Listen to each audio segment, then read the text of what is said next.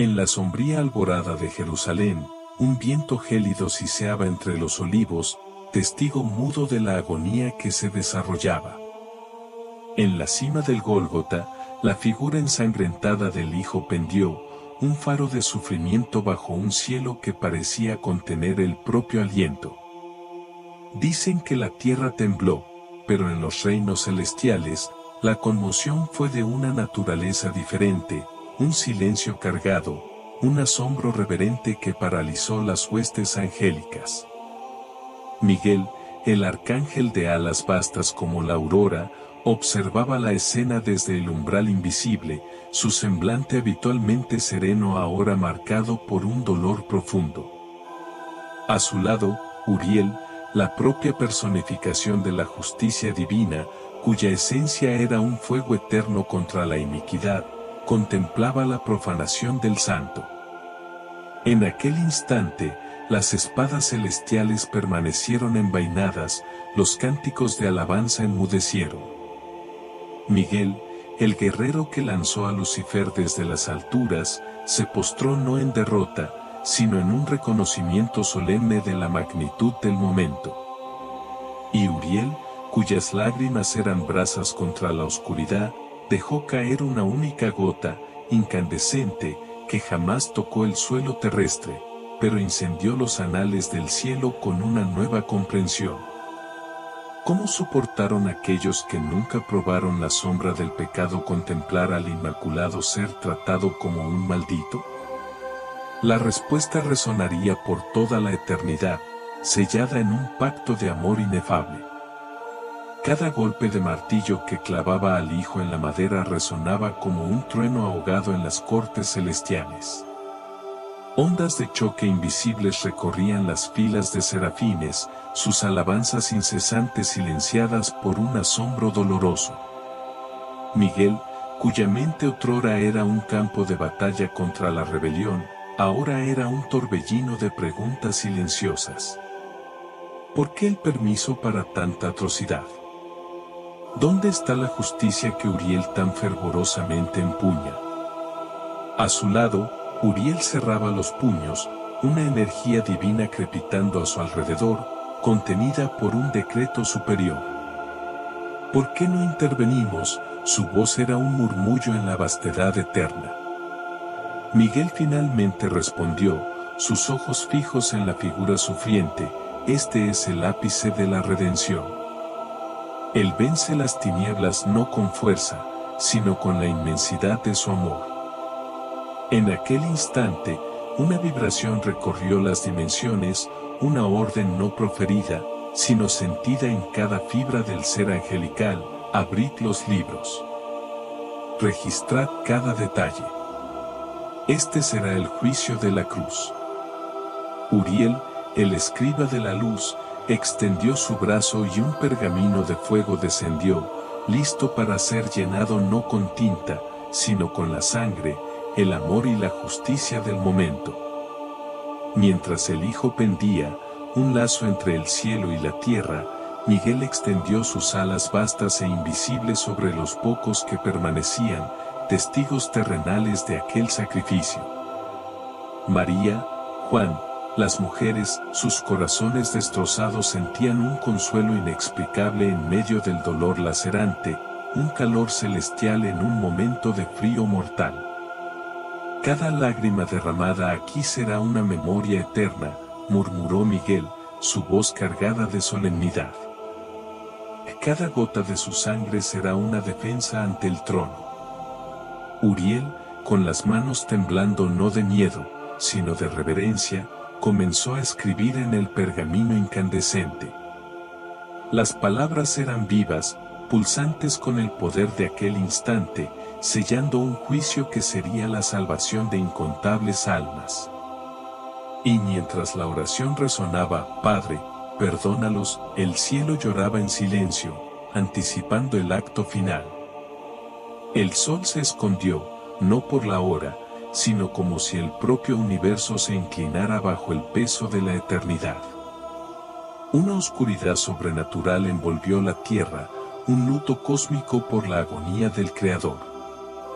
En las sombras, Los demonios exultaban, ciegos a la verdad que se desarrollaba. Pero Miguel, el guerrero celestial, no vaciló. Él sabía que aquella aparente derrota era, en verdad, un decreto divino. Y entonces, en un acto jamás concebido, Miguel se postró no ante el Padre, sino ante el Hijo ensangrentado, y con una voz embargada por la devoción, declaró: «Mi Señor, vuestra victoria trasciende todas las victorias». Uriel, aún registrando en el pergamino flamígero, alzó los ojos y, en un gesto impensado para un ángel de justicia, extendió la mano y recogió una única gota de la sangre de Cristo. Aquella gota no se disipó, se transformó en una llama eterna, ardiendo desde entonces en el altar invisible del cielo. En aquel instante, el velo del templo se rasgó, una hendidura entre lo finito y lo infinito, un acceso abierto por el sacrificio supremo. El Mesías, exhausto, profirió las palabras que resonarían por la eternidad: «Consumado es». Miguel alzó su espada, no para la batalla, sino para sellar el acto redentor más sublime de la historia. Uriel, la llama de la justicia en su mano, se inclinó en adoración. En el abismo, las puertas temblaron, reconociendo la derrota inminente. Los ángeles comprendieron que presenciaban no el fin, sino el nacimiento de un reino eterno. Miguel, tomado por un amor que trascendía la obediencia, ascendió a las alturas celestiales y, ante el trono, intercedió por la humanidad: «Padre, que esta sangre no sea en vano. Que cada alma sea encontrada y restaurada». Y mientras oraba, el propio Dios se conmovió. Uriel, descendiendo a los lugares sombríos de la tierra, marcaba corazones con la llama de la redención, un sello invisible de amor eterno.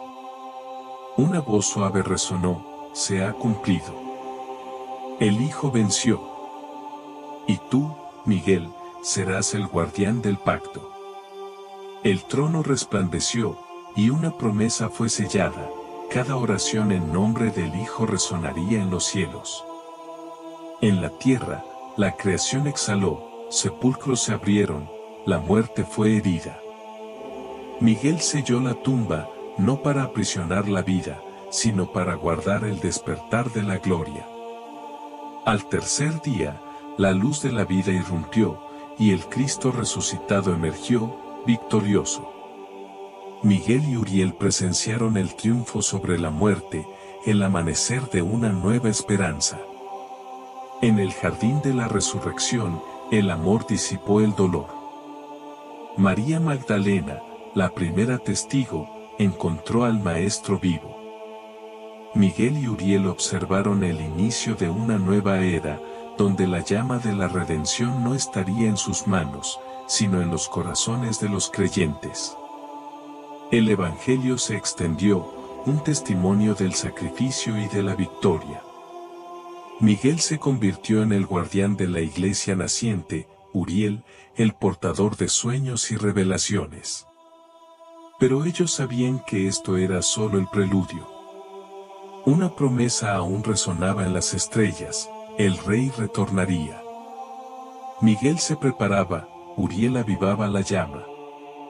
Y cuando el cielo se abra de nuevo, no será el cordero en humildad, sino el león en gloria quien descenderá.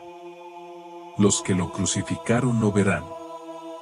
Y los ángeles, que lloraron en la cruz, clamarán en triunfo. Una trompeta sonará, y los cielos se abrirán. Miguel liderará los ejércitos celestiales en la batalla final. Uriel alzará la llama del retorno glorioso. Y el Hijo, Cristo, pisará la tierra como Rey de reyes y Señor de señores. Los que creyeron se alegrarán. Los que lo negaron se postrarán. Miguel y Uriel estarán allí, testigos de la agonía y de la gloria. ¿Y tú, estarás listo para ese día? Lo que Miguel y Uriel vieron en la cruz fue solo el comienzo.